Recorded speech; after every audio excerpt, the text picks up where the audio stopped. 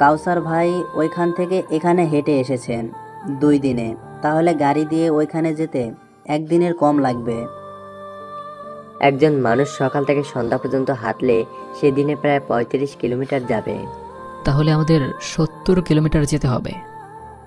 না, তার থেকে কমও হতে পারে, আবার বেশিও হতে পারে। তুমি এখন গাড়ির স্পিড সবসময় 50-এ রাখবে। কেন? কেননা এই স্পিডে গাড়ি চললে প্রতি ঘন্টায় 4 কিলোমিটার যাবে। ও, তা এখন যাওয়া যাক। অবশ্যই। আল্লাহ পাকের নাম নিয়ে গাড়ি স্টার্ট দিলাম। অন্যদিকে সকালের সূর্য ছোট একটা জানালার ফাঁক দিয়ে এসে ঝুমির মুখে পড়ল। চোখ খুলতেই নিজেকে একটা ঘরের খাটে আবিষ্কার করল। এক হাত বাঁধা খাটের সাথে। হাতের বাঁধন খোলার চেষ্টা করছিল, তখন কেউ একজন দরজা খুলে রুমে ঢুকে পড়ল। কালো জিন্স আর কালো একটা শার্ট। সুমি দাঁড়িয়ে আছে। এই নে, খেয়ে নে, একটু পর মেহমান আসবে তোকে আদর করতে। আমি খাবো না। শখ জেগেছে কি সুমাইয়া আর রাতুলের মতো মরার? মরবো, তাও তোর মতো খারাপ মেয়ের কথা আমি শুনবো না। শুনলে শুন, না হলে নাই শোন। আমার কিছু আসে না, মজা বুঝবি তো একটু পর। এটা বলে সুমি চলে গেল। ঝুমি হাঁটু গেজে বসে কান্না করছে। এদিকে রবি, রাতুল, রিহান এদের দেহ অজ্ঞান অবস্থায় পড়ে আছে একটা রুমে। গতকাল সারা রাত তাদের উপর অত্যাচার হয়েছে। সহ্য করতে না পেরে 3 জন জ্ঞান হারিয়েছে। ঝুমির রুমে আবার কেউ একজন আসলো, কিন্তু সেটা সুমি নয়, অন্য একটি ছেলে। ঝুমি তাকে দেখতেই বলে উঠল, তুই? হ্যাঁ আমি। এখানে কেন? আগে যা চেয়েছিলাম তা পাইনি, তাই চলে এলাম। কি চাস তুই? তোর সাথে এক হয়ে বিছানাটা এলোমেলো করে দেই। দেখ জামিল, আমি তোর সিনিয়র হই, তুই এরকম করতে পারিস না। তো আমার কি? বলতে বলতে এগিয়ে এসেছে ঝুমির কাছে। আমার সাথে এমন করিস না, তোর দোহাই লাগে। এসব বলে এখন লাভ নাই ম্যাম। অনেকবার চেষ্টা করেছি কিন্তু পারি নাই। আজ যখন পেয়েছি কেমনে ছাড়ি তোকে? বলতে বলতে এগিয়ে যাচ্ছে জামিল। জামিল যখন ঝুমির একদম পাশে চলে আসে, ঝুমি চোখ বুজে নেয়। সে জানে একমাত্র আল্লাহ ছাড়া আর কেউ নেই তাকে বাঁচানোর জন্য। জামিল নিজের শার্টের বোতাম খুলতেছে আর ঝুমির দিকে তাকাচ্ছে। জামিল যখন লাফ দিয়ে ঝুমির উপর পড়বে, তখন ঝুমি খাটের অন্য পাশে চলে যায়। হাত বাঁধা, তাই সে বেশি দূরে যেতে পারছে না। যত পার চেষ্টা কর, শেষে কিন্তু আজ আমার হাতেই ধরা দিতে হবে তোকে। ঝুমি অনেক চেষ্টা করল, কিন্তু সব ব্যর্থ করে জামিল তাকে ঝাপটে ধরে টানতে টানতে ঝুমির কাপড় ছিঁড়ে ফেলল। ঝুমি চিৎকার করছে, কিন্তু কেউ নেই এখানে যে তাকে এই নরপশুর হাত থেকে বাঁচাবে। ঝুমি ডান হাত দিয়ে আছড়ে জামিলের গালের অনেকাংশ কেটে দেয়। এজন্য ঝুমির ডান হাতও বেঁধে রাখে। এখন তুমি শুধু দেখবে আমি কি করি। বলেই ঝুমির উপর ঝাপটে পড়ে জামিল। ঝুমি বারবার চিৎকার করছে, জামিলের এরকম আঘাত সহ্য করতে না পেরে। একসময় জ্ঞান হারায় ঝুমি। জামিল নিজের কাজে ব্যস্ত, নরপশুর মতো ঝুমির দেহ আষ্টে পিষ্টে লুটে খাচ্ছে। এদিকে আমরা প্রায় 3 কিলোমিটার পেরিয়ে গিয়েছি। ভাই, একটা মাস্ত গান লাগান। আমি মরি আমার জ্বালায়, আর তুই বলছিস গান শুনবে? আরে ভাই, এত টেনশন নিয়েন না, দেখবেন ওখান থেকে আমরা সব প্রাণ নিয়ে 2 দিনের ভেতর চলে আসব। বললেই হলো, কম হলেও 10 দিন লাগবে। কেন? আমি রোহিতের কোনো উত্তর না দিয়েই ড্রাইভ করছি। বুকের ভেতর অনুভব করলাম কেউ একজন একটা হালকা আর ধারালো তার দিয়ে কাটছে। হাড়গুলি যেন ভেঙে পড়বে এমন অবস্থা। 2 মিনিট পর আবার সব কিছু স্বাভাবিক হয়ে গেল। আমি আপন মনে ড্রাইভ করতে লাগলাম। বিকেল ঘনিয়ে সন্ধ্যা হয়ে এলো। আমরা আমাদের গন্তব্যের কাছে চলে এসেছি। অন্যদিকে ঝুমির জ্ঞান ফিরল। নিজেকে উলঙ্গ অবস্থায় ওই রুমে দেখতে পাই। সারা শরীরে কাটা চিহ্ন, আর নড়াচড়াও করতে পারছে না ব্যথার কারণে। নিজের জীবনের সবথেকে বড় সম্পদ হারিয়ে ঝুমি এখন অসহায় হয়ে পড়েছে। বারবার ভাবতেছে কোন মুখ নিয়ে আমার সামনে দাঁড়াবে সে। চলেন এখন দেখে আসি গল্পের মেইন ভিলেন কোথায় আছে।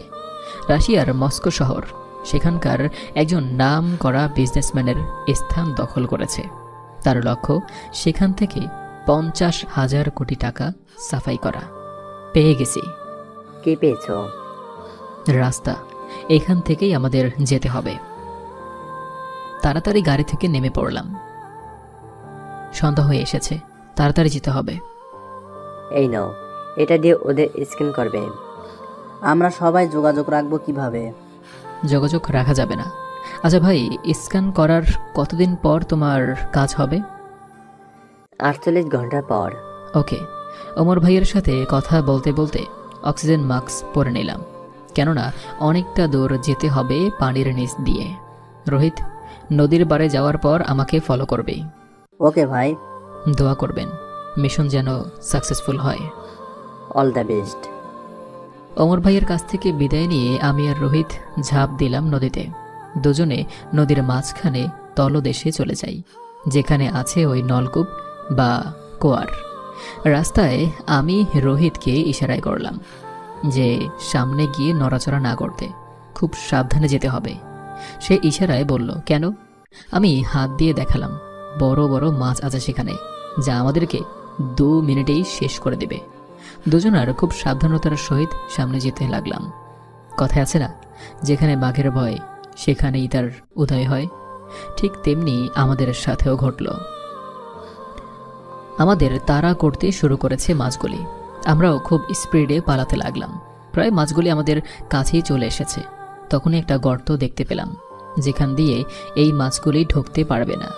আমি আর রোহিত ওই গর্তে ঢুকে পড়লাম। মাছগুলি অনেকবার চেষ্টা করেছে আমাদের ধরার, কিন্তু পারেনি, ব্যর্থ হয়ে চলে যায়। তখন আমি আর রোহিত সামনে এগোতে লাগলাম।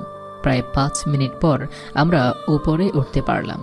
পানি থেকে একটা বড় গাছের লতা বেয়ে উঠেই কেয়ার পারে। এখন কি করতে হবে? আগে ড্রেস চেঞ্জ করতে হবে। এখানকার মানুষের মতো পোশাক পরে তাদের সাথে মিশে যাব।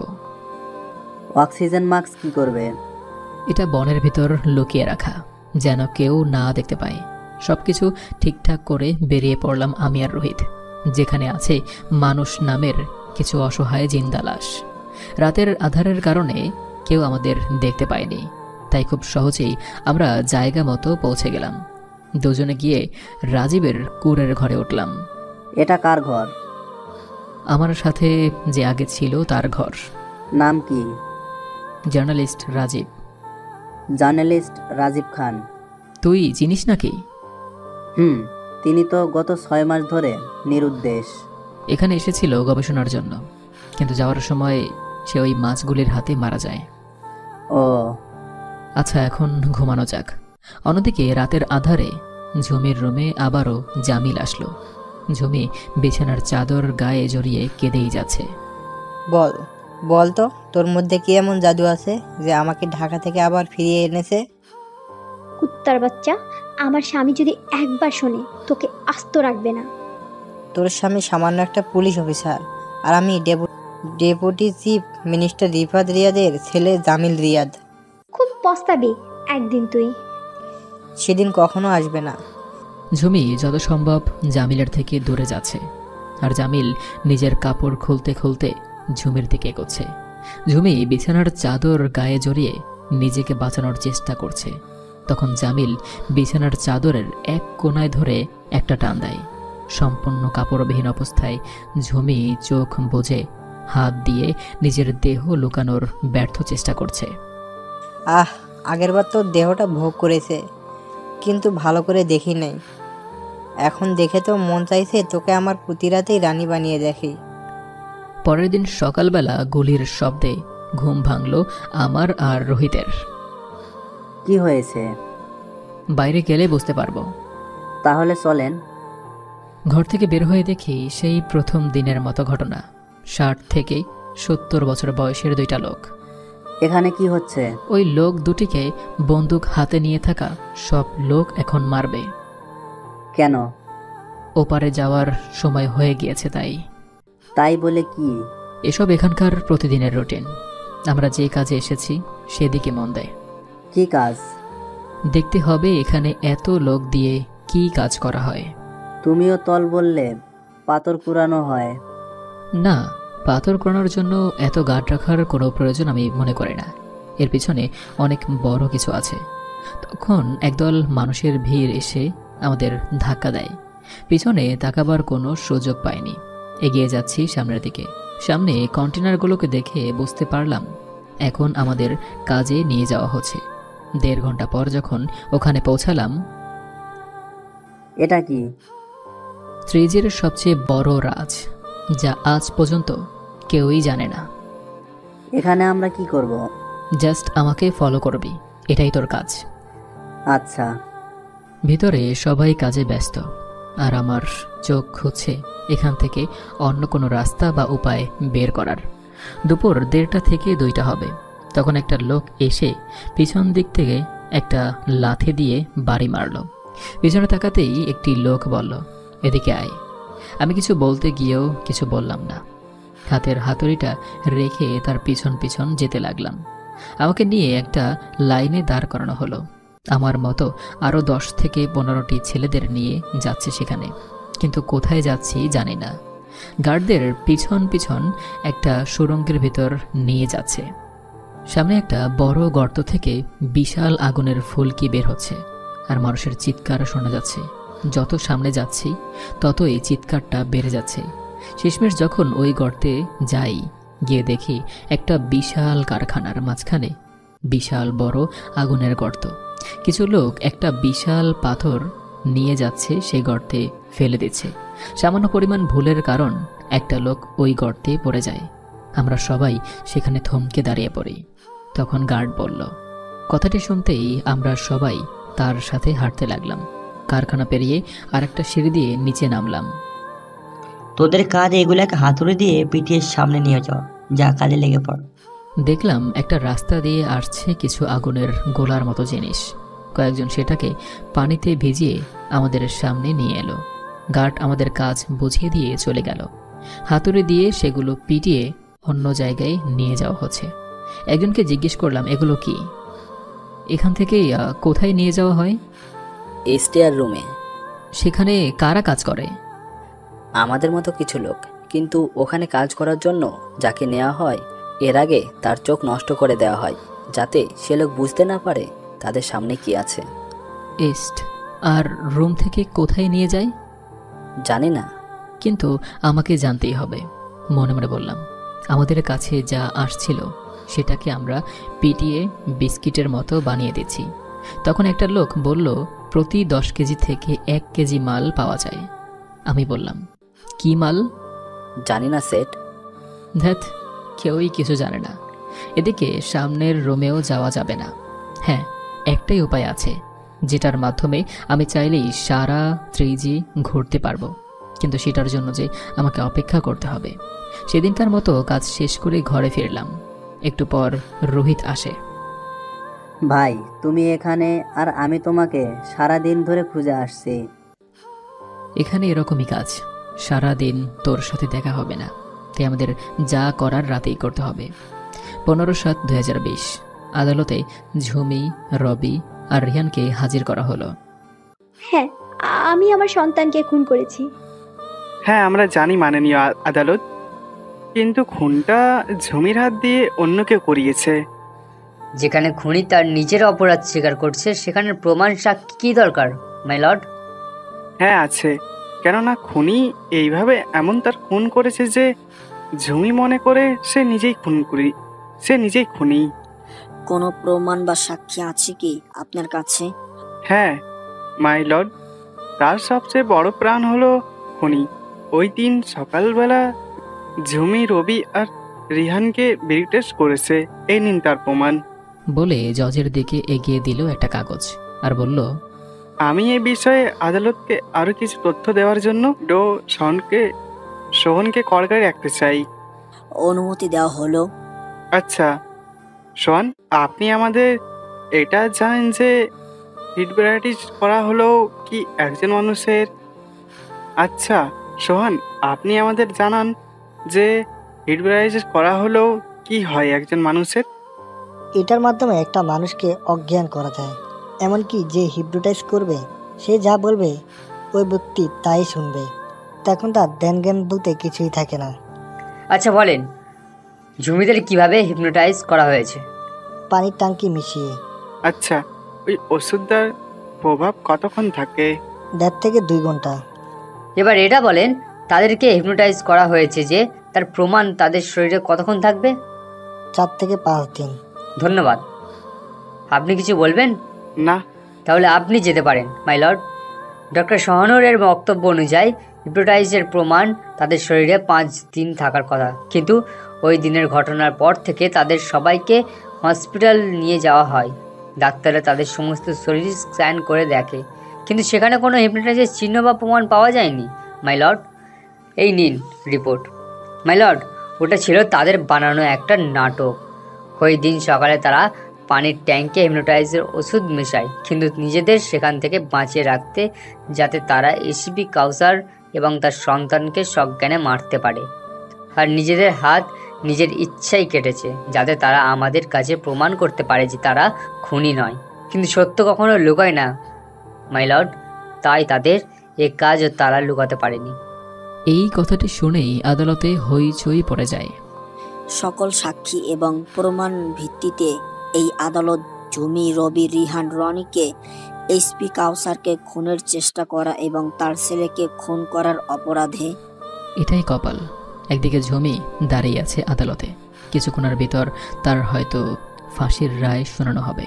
অন্যদিকে কাউসার হাঁটু গেড়ে বসে আছে অজয়ের বন্দুকের নিচে। আদালতে ঝুমি নয়, তার রূপ নিয়ে দাঁড়িয়ে আছে। অন্য কেউ কিন্তু আদালত যে রায় দিবে তার শাস্তি ভোগ করবে ঝুমি, রবি, রিহান। এটাই আদিত্যের প্ল্যান। অন্যদিকে রোহিত আর কাউসারের অবস্থা হাজার হাজার মানুষের মাঝখানে হাঁটু গেড়ে বসে আছে, বন্দুক তাদের মাথার উপর তাক করে রেখেছে। দাঁড়িয়ে আছে অজয় আর দীপঙ্কর।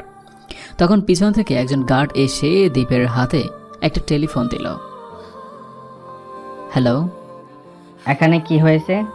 ও কিছু না বস, ওই শালাকে পেয়ে গেছি। কাকে? মাফিয়া কিং জেকে ওরফে এসিপি কাউসার। কি? এটাকে কি করব?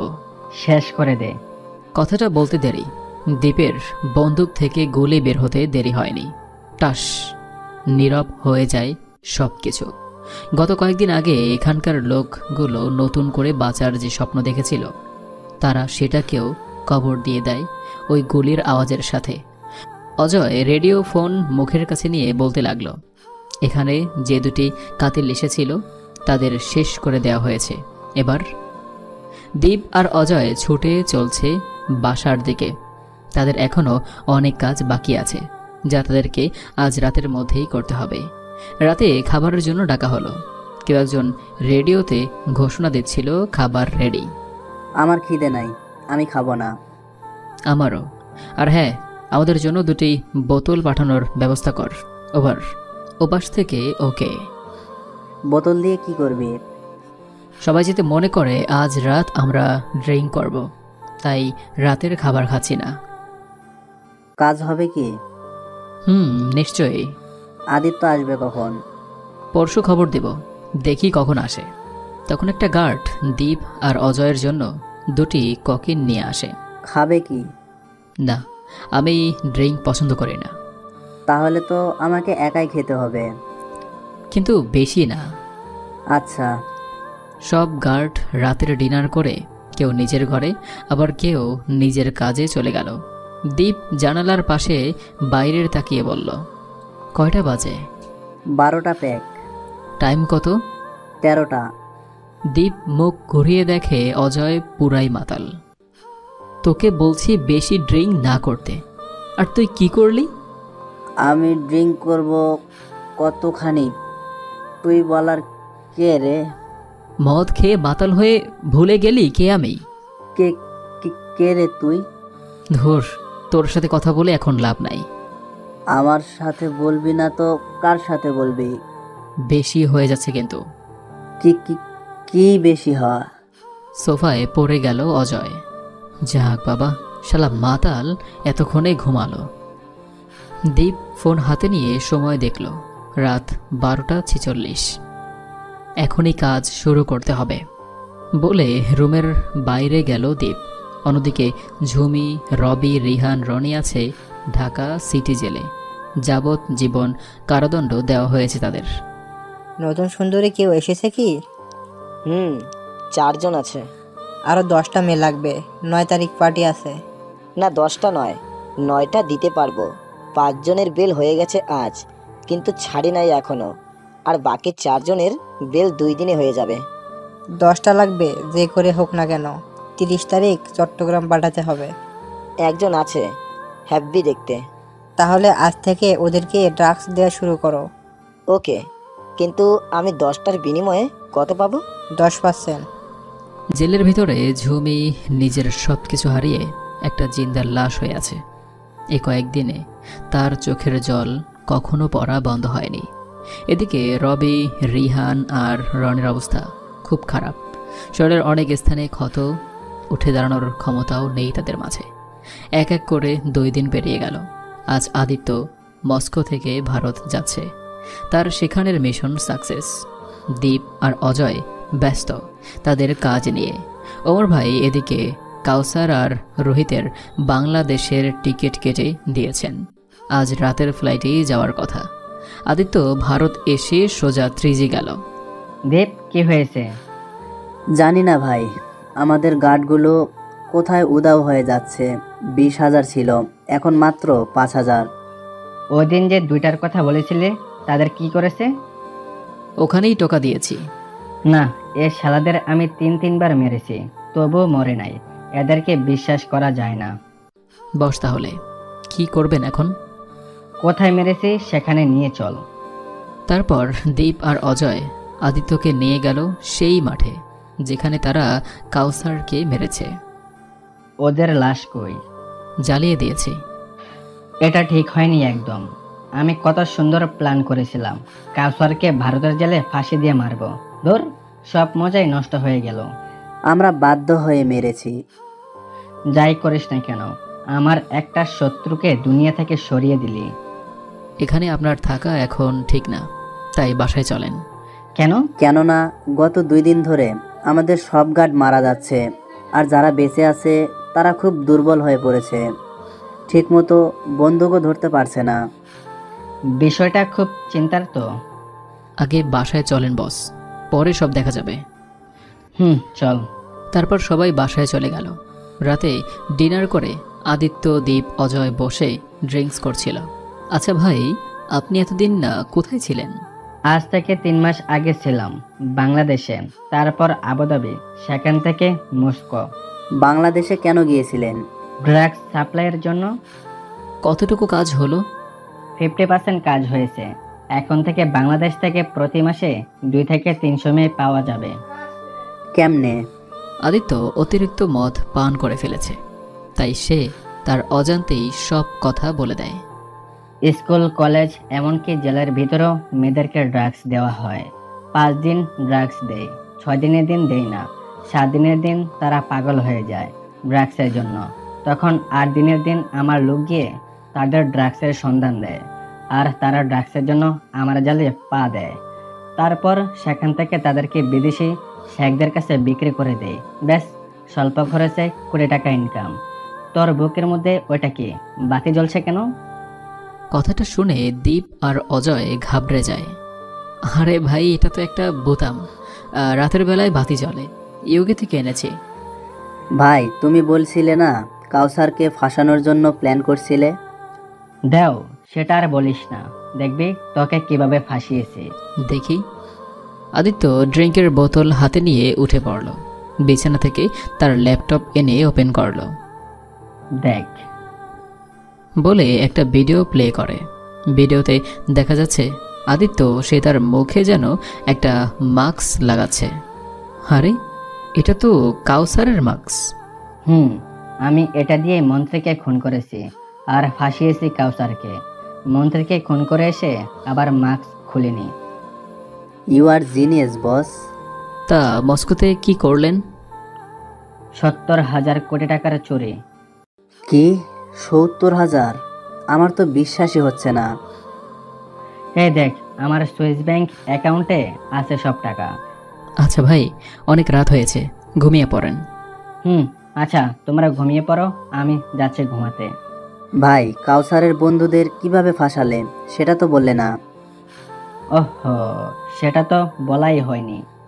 ওটা আমার কাছে দিন, বলে আদিত্যের ল্যাপটপ দীপ নিয়ে নিল। তাদের টার্গেট কাউসারের ঘটনা নয়, আদিত্যের ল্যাপটপ। এনে এবার বলো। আগে এক প্যাক ডাল। এক প্যাক ঢেলে দিল। ওই দিন সকালে যখন কাউসার এবং তার বাসার সব ঘুমিয়েছিল, আমার লোক গিয়ে প্রথমে পানির ট্যাঙ্কে হেপটাইজার ওষুধ মিশিয়ে দেয়। ঝুমি পানির ট্যাপে হাত দিতে শর্ট খায়, তখনই সেখানে কাউসার হাজির। কাউসার কিচেন থেকে যাওয়ার পর ঝুমির বেশে একটা মেয়ে আসে আর ঝুমিকে মাথায় বাড়ি দিয়ে অজ্ঞান করে কিডন্যাপ করে। অন্যদিকে রেহান রবিনকে এভাবেই তাদের জানালা দিয়ে কিডন্যাপ করা হয়। তারপর যা ইতিহাস, কাউসার হসপিটাল থেকে আসার পর তখন তার বাসায় ছিল। তখন তার ধ্যান অন্যদিকে নেওয়ার জন্য আমার লোক পাঠায়, আর সেখান থেকে সে হিপটাইজ ওষুধের বোতল পায়, আর সে সেটার সূত্র অনুযায়ী ইন্ডিয়া আসে, এখানে উপরে চলে গেল। অজয়কে চিমটি কাটল। ও ভাই, তাহলে আমরা এখন আসি, আপনি ঘুমিয়ে পড়েন। চল, আজ আমরা ভাইকে ঘুম পাড়িয়ে দেব।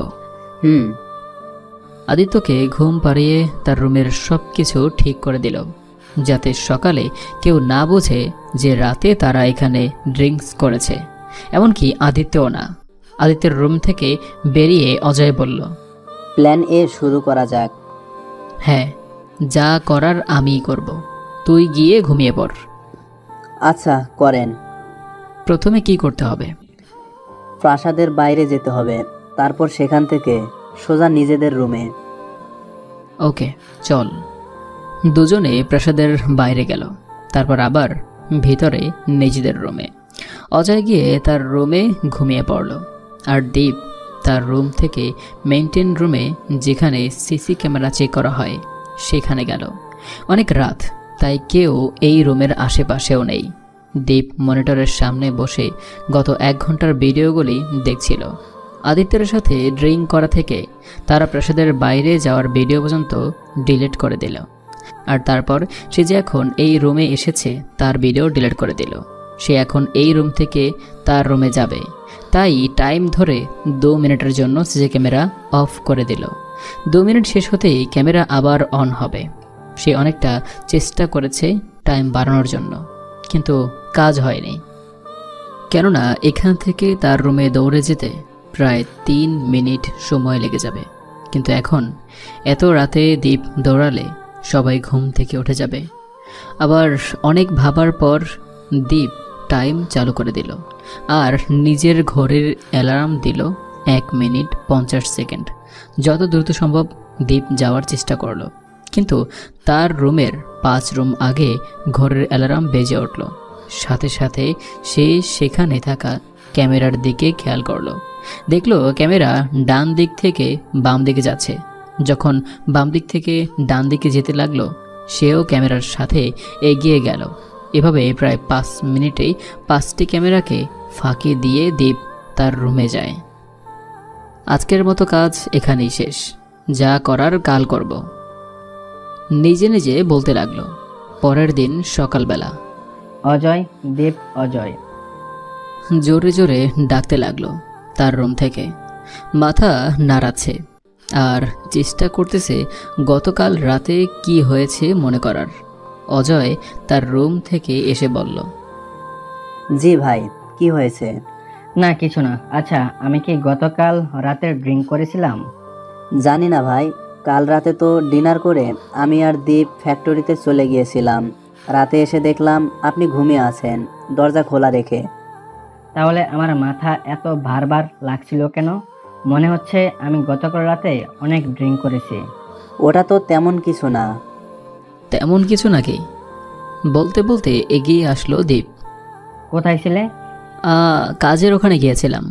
তা আপনার কি হয়েছে? শরীর খারাপ নাকি? না, শরীর খারাপ না। আমার মনে হচ্ছে গতকাল রাতে আমি খুব ড্রিঙ্ক করেছি। ড্রিঙ্ক কোথায় করলেন? মনে নাই। তা কাজ কেমন চলছে? ভালো, কিন্তু গার্ডদের গায়েব হয়ে যাওয়ার বিষয়টা আমার খুব চিন্তিত মনে হচ্ছে। গায়েব মানে? মরে যাওয়ার বিষয়টা। ও, তোমরা এখন যাও, আমি পরে ডেকে নেব তোদের। আচ্ছা ভাই। তারা চলে গেল, কিন্তু এখনও আদিত্য চিন্তায় আছে। কি হয়েছিল কাল রাতে সব কিছু দেখার জন্য সে সিসিটিভি ফুটেজ দেখার জন্য গেল। ভাই বলেন, আপনাকে কি সাহায্য করতে পারি? কাল রাতে ডিনারের পর ফুটেজগুলো দেখাও। ওকে, এটা মেন গেটের ফুটেজ দেখা যাচ্ছে। ওকে, এটা মেন গেটের ফুটেজ যেখানে দেখা যাচ্ছে দীপ আর অজয় প্রাসাদের বাইরে যাচ্ছে। টাইম কত ছিল? রাত 10:41। আমার রুমের বাইরে ফুটেজ দেখাও। আদিত্য ডিনার করে তার রুমে যাচ্ছে। রুমের দরজা লাগায়নি। এভাবে রাত 1টার দিকে যখন সবার কাজ শেষ করে ঘুমিয়ে পড়ে, তখন দেখা যায় আদিত্য আর অজয় মেইন গেট দিয়ে ভিতরে আসছে। দীপ তার রুমে যায়। অজয় আদিত্যের রুমে দরজা খোলা দেখে একটু চাপিয়ে দেয়। তারপর তারাও ঘুমিয়ে পড়ে। এটা কি করে সম্ভব?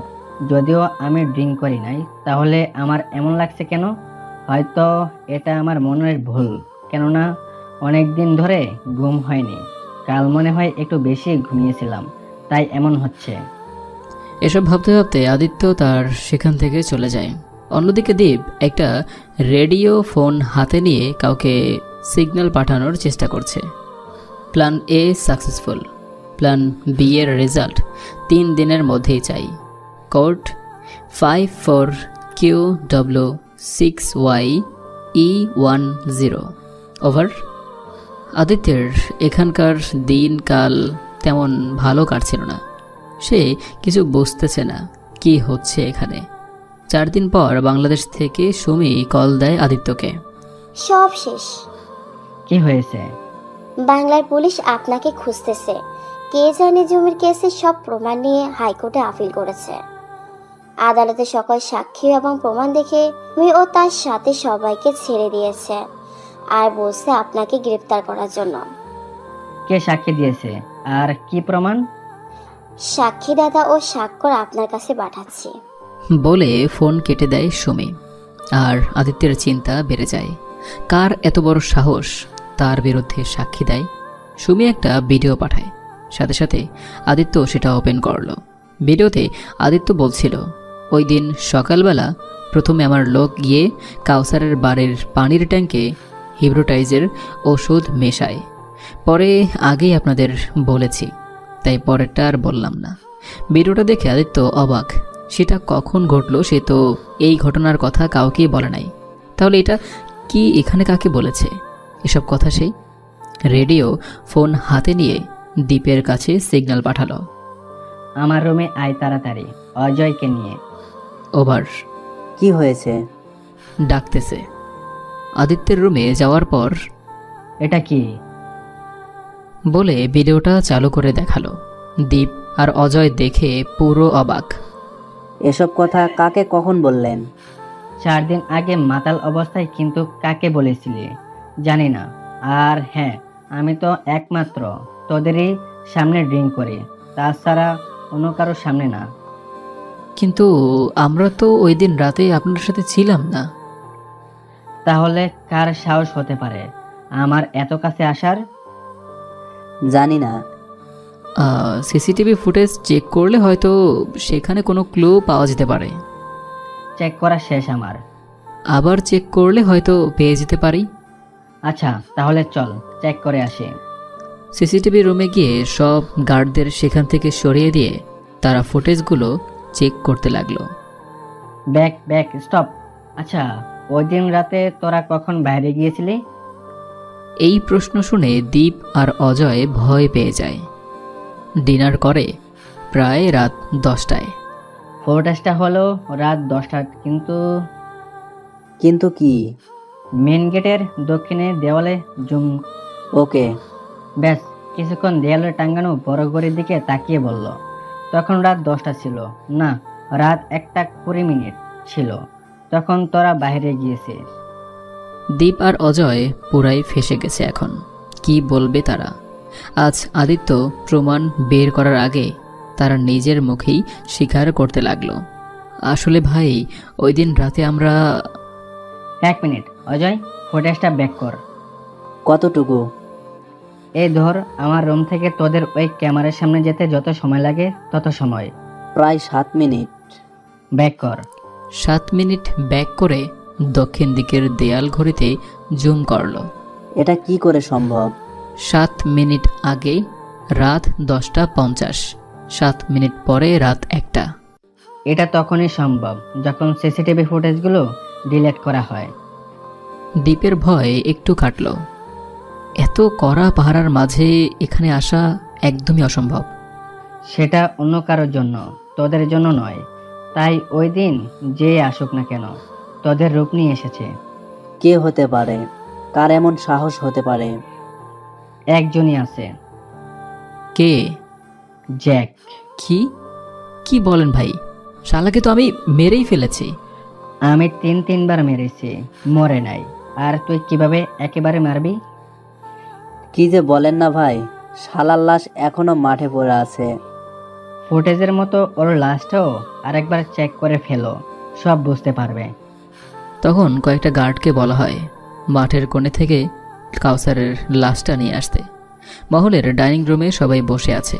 তখন কাউসারের লাশ নিয়ে আসা হয়। মুখে পানি দে। মুখে পানি ছুঁড়ে মারতেই সাদা ফেনার মতো কি একটা জিনিস বেরিয়ে আসলো। আদিত্য কাউসারের গালের অংশে একটা চিমটি কাটল। সাথে সাথে গাল ছুটে আসলো আদিত্যের হাতে। আরে গাল না, গালের চামড়া। অজয়ের চোখ বড় বড় হয়ে আছে, কেননা আর মাত্র 2-1 মিনিটের মধ্যেই আদিত্য জেনে যাবে তাদের সব।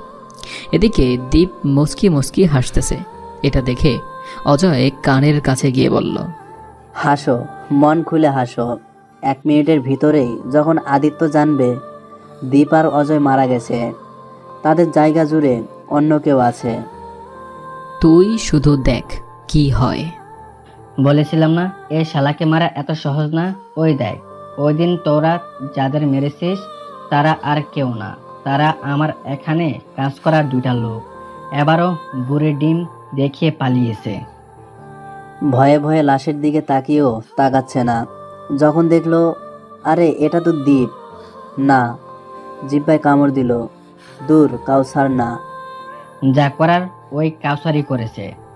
কিন্তু এখানে এসে তো ফেরত যাওয়া সম্ভব না। কার জন্য সম্ভব? তোরা বলেছিস গার্ডরা রোগে আক্রান্ত হয়ে মারা যাচ্ছে। না, গার্ডদের আক্রান্ত করা হচ্ছে। কিভাবে? খাবারে বিষ মিশিয়ে। তার মানে কাউসার এখনো আমাদের আশেপাশে আছে। আজ থেকে সব কাজ বন্ধ। যতক্ষণ পর্যন্ত কাউসারকে ধরা যাবে না ততক্ষণ পর্যন্ত কোনো কাজ হবে না। সব গার্ডদের বলে দাও যেখানে কোনো সন্দেহজনক লোককে দেখতে পারবে সেখানে গুলি করতে। সবাইকে অন ডিউটি করতে হবে। ওকে ভাই। এটা বলে দীপ আর অজয় ওখান থেকে বেরিয়ে আসলো। আচ্ছা, এই দীপের লাশ কোথায়? আমি জানতাম এরকমই কিছু ঘটবে, আর তাই অন্য একটা লাশের মুখে প্লাস্টিক সার্জারি লাগিয়ে দিয়েছি। আর দীপের লাশ সব গার্ডদের যেখানে পুঁতে ফেলা হয়েছে সেখানেই রেখেছি। Very smart. এসব বাদ দে, এখনো বাকি অনেক কাজ রয়েছে। তুই এক কাজ কর, সব গার্ডদের নতুন ঘোষণা জানিয়ে দে, আর আমি ওই দিকটা দেখতাছি। দীপ এদিকে, অজয় অন্যদিকে চলে গেল। দীপ রেডিও ফোন হাতে নিয়ে কাকে যেন সিগন্যাল পাঠালো।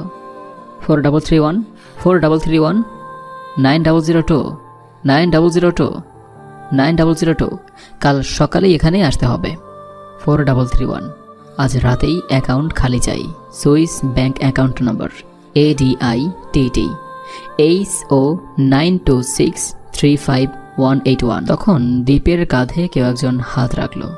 দীপ ঘাবড়ে যায়, আর পিছনে তাকাতেই যখন অজয়কে দেখল তার মনের সব ভয় দূর হয়ে যায়। সব রেডি? খালি এখন সময়ের অপেক্ষা। দুপুর ঘনিয়ে বিকেল হয়ে এলো। মারা গিয়েছে 5 লোক, যাদের দেখে বিন্দু পরিমাণও সন্দেহ হয়েছিল। এদের মধ্যে কেউই কাউসার না, সবাই ছিল মজদুর। রাতে ডিনার করে সবাই নিজেদের কাজে ব্যস্ত। আদিত্য ঘুমানোর প্রস্তুতি নিচ্ছে। তার আগে নিজের ল্যাপটপে সব কিছু চেক করছিল। তখন সে তার অ্যাকাউন্ট ওপেন করল। সে এটা দেখে অবাক হয়ে যায়, মাথা দিয়ে ঘাম পড়তে শুরু করলো। চোখগুলো বড় বড় হয়ে আছে। যেখানে তার 2000 কোটি টাকা ছিল, আজ সেখানে 1500 কোটি টাকা, সেকেন্ডে 1000 টাকা গায়েব হয়ে যাচ্ছে। দেখতে দেখতে 10 মিনিটে আদিত্যের অ্যাকাউন্টের ব্যালেন্স 0.000009 টাকা। এখানেই শেষ নয়, তখন তার মোবাইলে টেক্সট আসে, আপনার ডিআরবি ভারত ব্যাংক অ্যাকাউন্ট থেকে 1 লক্ষ টাকা তোলা হয়েছে। সাথে সাথে আরেকটা টেক্সট এখানেই আসলো, 2 + 2 4 লক্ষ টাকা গায়েব হয়েছে। অবশেষে আরও 20 মিনিট পর তার সবগুলো ব্যাংকের অ্যাকাউন্ট ব্যালেন্স মোট 90,000 কোটি টাকা গায়েব হয়ে বাকি পড়ে আছে মাত্র 80 পয়সা, 0.080। আদিত্যের এই অবস্থা দেখার মতো ছিল। যে একদিন ইন্টারন্যাশনাল মাফিয়াদের বস ছিল, আজ সে ইন্টারন্যাশনাল ভিখারিদের লিডার। আদিত্য তার একজন প্রফেশনাল হ্যাকারকে কল দেয়। হ্যালো। হ্যালো। এত টাকা গায়েব হয়ে যাওয়ার কারণে আদিত্য ভয়ের চোটে এরকমভাবেই কথা বলছিল। ভাই কি হয়েছে, কোনো সমস্যা? বিশাল, আমার সব শেষ। কি হয়েছে খুলে বলুন একটু। আমার সব টাকা এত বছরের উপার্জন কোথায় গায়েব হয়ে গিয়েছে? কিভাবে? সব খুলে বলো। ওকে ভাই, আপনি চিন্তা করবেন না, যত তাড়াতাড়ি সম্ভব আমি আপনার টাকা ফিরিয়ে আনবো। ওকে, আর পারলে আমাকে লোকেশনটা দিও, কোথায় গিয়েছে আমার টাকা। আগে আপনার অ্যাকাউন্ট নাম্বার বলেন। ADITTHO 92635181। 5 মিনিটের ভিতরে আপনাকে লোকেশন দিতেছি। বলে ফোনটা কেটে দেয়। আদিত্যের হ্যাকারের নাম হলো, ধরো কি দেব এই হ্যাকারের নাম, একটা নামও খুঁজে পাচ্ছি না। আচ্ছা ধরেন এটার নাম হচ্ছে অ্যালেক্স। অ্যালেক্স ফোন কেটে দিয়ে আদিত্যের অ্যাকাউন্টের ডিটেলস বের করলো। সেখানে দেখা যাচ্ছে আদিত্য নিজেই তার অ্যাকাউন্ট থেকে টাকা ক্যাশ তুলেছে। তারপর সে অন্য ব্রাউজার দিয়ে চেক করলো। সেখানে একটা ক্লু পেল যে টাকাগুলো ট্রান্সফার করা হয়েছে, কিন্তু কোথায় করা হয়েছে সেটা দেখাচ্ছে না। কত লুকিয়ে থাকবে, তোমাকে আমি খুঁজে বের করবই। কিন্তু অ্যালেক্স এটা জানতো না যে আদিত্যের টাকাগুলো খুঁজতে গিয়ে তার সব কিছুই গায়েব হয়ে যাবে। অনেক সময় চেষ্টা করার পর অ্যালেক্স ওয়েবসাইট পেয়েছে। সেই সাইটের প্রোফাইল এবং নাম আসতে লোডিং নিচ্ছে। এর মধ্যে অ্যালেক্সের ল্যাপটপ গরম হয়ে যাচ্ছে, আগুনের মতো হয়ে যাচ্ছে। এই ক্ষুদ্র ল্যাপটপের ক্ষমতা কি আছে হ্যাকারদের লিডারের প্রোফাইলে ঢোকার? হঠাৎ স্ক্রিনের সামনে ভেসে উঠল, বিপজ্জনক, সামনে যাওয়া সম্ভব নয়। কেন? এই কাজের জন্য এটা একদম প্রস্তুত নয়। বুঝেছি, যা করার আমার গ্রুপকে নিয়েই করতে হবে। তারপর অ্যালেক্স তার গ্রুপের সকল হ্যাকারদের কল দিয়ে বলে কম্পিউটার অন করতে। গাইস, আমি একটা ওয়েবসাইটে সম্পূর্ণ তথ্য চাই। তারপর অ্যালেক্স ওই সাইটের লিংক সবাইকে দিল। সম্ভাব্য যদি DRW ব্যবহার করি, রিস্ক তো নিতেই হবে। ওকে, সবাই রেডি তো? অ্যালেক্স সহ তার গ্রুপের 60 জন হ্যাকার নিয়ে কাজ শুরু করলো। 1.5 ঘন্টা চেষ্টা করার পরও কোনো লাভ হয়নি। তখন হঠাৎ অ্যালেক্স এবং তার সাথের সবার কম্পিউটারের স্ক্রিনে ভেসে উঠল, ওয়েলকাম টু JK ওয়ার্ল্ড। সবার মুখে দেখা দিল বিশ্বজয়ের হাসি। তাদের মনে হচ্ছে তারা JK ওয়েবে ঢুকে গিয়েছে।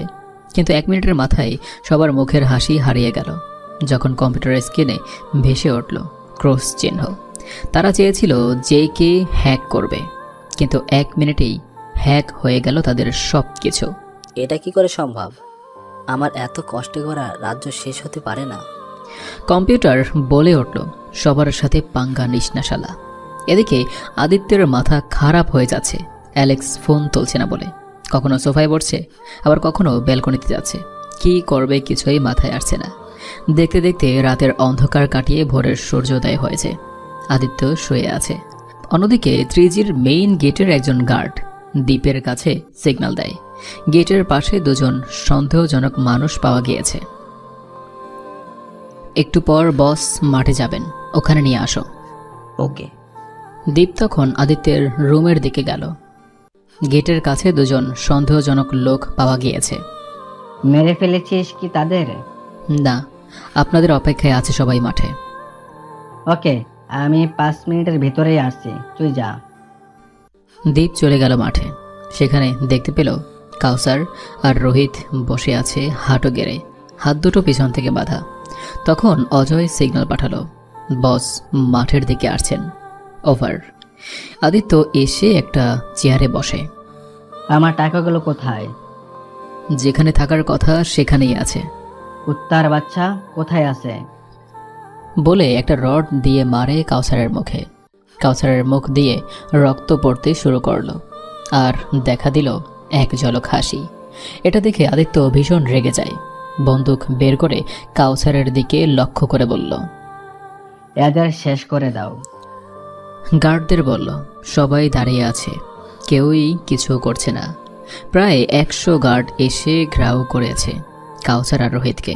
অপেক্ষায় আছে আদিত্য বলবে আর তারা ফায়ারিং শুরু করবে। আমি অন্যদিকে তাকিয়ে 10 পর্যন্ত বলবো, 10 বলতেই ফায়ারিং শুরু করবে। আদিত্য এটা বলে অন্যদিকে ঘুরে দাঁড়ায়। এটা দেখে দীপ তার পাশে পড়ে থাকা একটা ছুরি হাতে নিল। এক। দীপ দৌড়ে গিয়ে একজনের গলা কেটে দিল। আদিত্য যখন 5 বলে, সে তার কানে আঙুল দেয় যাতে গুলির শব্দ কানে না আসে। 6, 7, 8, 9। আঙুল আরো শক্তভাবে ঢোকালো কানে। 10। কোনো কিছুর শব্দ আসেনি তার কানে। আদিত্য কানে হাত দিয়ে ঘুরে তাকাতেই অবাক হয়ে যায়। সব গার্ড মাটিতে পড়ে আছে, তাদের আশেপাশে কেউ নেই, শুধু দাঁড়িয়ে আছে দীপ আর অজয় রক্তমাখা হাতে। আমার রাজ্য এসে আমার সাথেই বেমানি, জানিস এটা আমার রাজ্য। রাজ্যটা কার সেটা প্রশ্ন নয়, এখানকার রাজা কে সেটাই প্রশ্ন। এসবের মানে এখনো বুঝিস নাই? আরে তুই সামান্য মাফিয়া হয়ে যদি 12টা বেশ নিতে পারিস, তাহলে বল দেখি মাফিয়া কিং যে কে কয়টা নিতে পারে? অবাক দৃষ্টিতে তাকিয়ে আছে আদিত্য। এখনো কিছু বুঝিস নাই কি? তাহলে দেখ। বলে কাউসার তার গালের চামড়া ছিঁড়তে লাগলো। পুরোটাই ছেঁড়ার পর দেখা দিল পিছনে লুকিয়ে থাকা ব্যক্তি। সেটা আর কেউ ছিল না, সেটা ছিল রবি আর রিহান। তোদের বসের মৃত্যুর ভয় মনে হয় অনেক বেশি, তাই তো সে না এসে তোদের পাঠিয়েছে। তাহলে ডাক তোর বসকে, আজ তোর বস সহ তোদের সবাইকে এখানে মেরে পুঁতে দেব। পিছনে আদিত্য তাকাতেই অবাক, দেখে দীপ তার চেয়ারে বসে আছে। তুই আগে আমার চেহারাটা দেখে নে, তারপর না হয় মরিস। দীপ তার মুখের মাস্কটা খুলে ফেলল। এটা দেখে আদিত্য হাসতে লাগলো। আবার প্লাস্টিক, যা তোর বসকে ডাক। শেরের কখনো বস হয় না, শেরের রাজা শের নিজেই। বড়াই ভুল করেছিস এখানে এসে। ভুল করি নাই, কিন্তু এখন করব। তার আগে তোকে শেষ করব। বলে গার্ডদের হুকুম দেয় আমাদের মারার। কিন্তু কে মারবে আমাদের? কে আছে যে তার কথা শুনবে? মরা মানুষ কেমনে মারবে আমায়? এখানে যারা আছে সব এখানকার নিরীহ মুসলিম মানুষ। তো কি হয়েছে, আমাকে মারা এত সহজ নয়। বলে আদিত্য তার বন্দুক আমার দিকে তাক করল। আমি বাংলা সিনেমার নায়ক ইলিয়াস কাঞ্চনের মতো লাফ দিয়ে চেয়ার থেকে উঠে তার মুখে একটা লাথি মারলাম। আদিত্যর হাত থেকে বন্দুক পড়ে যায়। কিছুক্ষণ তার সাথে ফাইট করলাম, তারপর সে একসময় আবার বন্দুকটা হাতে নিল। বন্দুক হাতে নিয়ে ঘুরতেই আমি তার একেবারে সামনে চলে যাই। তখন তার থেকে আমার দূরত্ব মাত্র 10 আঙুল ছিল। আদিত্য কিছু বুঝে ওঠা বা বলার আগেই আমার হাতের ছুরি তার গলার সাথে কথা বলতে লাগলো। একটানে তার ঘাড় থেকে আলাদা করলাম গলা, যেভাবে করেছিল সোমাইয়া আর ওই নিষ্পাপ শিশুদের। তখন বড্ড বেশি মনে পড়ছিল রাতুলের কথা। মনে একটা শান্তিও মিলছিল যে রাতুলের খুনিকে মারতে পেরেছি। কিছুক্ষণের জন্য পরিবেশটা সম্পূর্ণ নীরব হয়ে গেল। সেখানকার সব লোক খুশির ঠেলায় কথা বলতে পারছিল না। তারা এতদিনে এই পশুর হাত থেকে রক্ষা পেয়েছে, যা তারা স্বপ্নেও ভাবতে পারেনি। কিছুক্ষণ পর একটা ছোট্ট শিশু, হরিশের বয়সী, চিৎকার দিয়ে বলল, যে কে? সাথে সাথে সেখানকার সব লোকের মুখে ভেসে উঠল এই একটি নাম, যে কে। আমি একটা বড় পাথরে তাদেরকে লক্ষ্য করে বললাম, আজ থেকে তোমরা সবাই স্বাধীন। তোমাদেরকে আজ থেকে বেঁচে থাকার জন্য কাজ করতে হবে না, অন্যকে বাঁচানোর জন্য কাজ করতে হবে। চাইলে আমি পারি এখানকার রাজা হয়ে তোমাদের ওপর শাসন করতে, কিন্তু না, আমি তোমাদের শাসন করব না। তোমরা নিজেরাই এখন থেকে নিজেদের শাসন করবে।